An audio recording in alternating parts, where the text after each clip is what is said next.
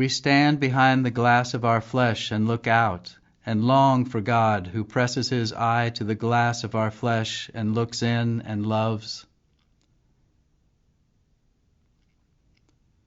All of our being is our soul, and all of our soul is our being.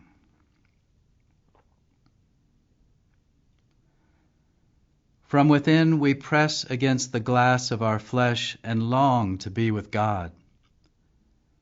Within the glass of our flesh, where God's light does not flow, there is not life.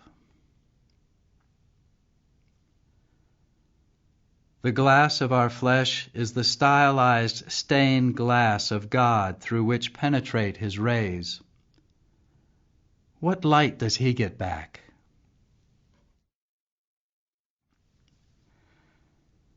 God is both the source of light and the stream of light that streams through the glass of our flesh. God looks in to see himself, and once discovered, laughs with love. Once discovered, laughs the joyous laugh of love.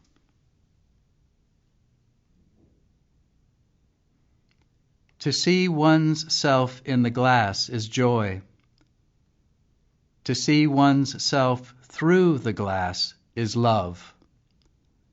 So it is for both God and man. To breathe God's breath is to breathe love. To not yet be, or to be no longer, is to be his breath.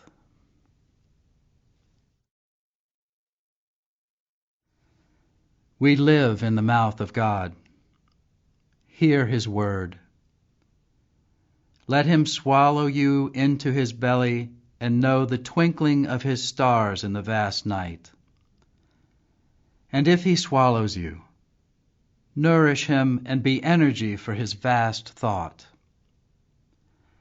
Be the thought of God and experience the whiteness of night where the stars are like diamonds in the snow.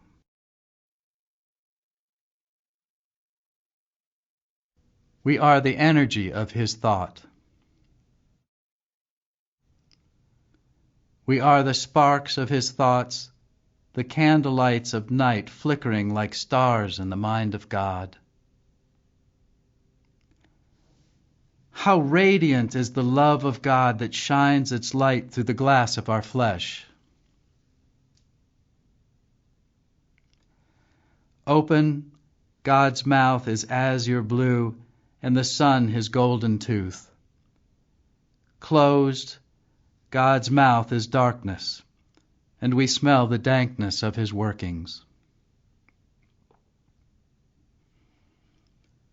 The glass cracks. Thank God!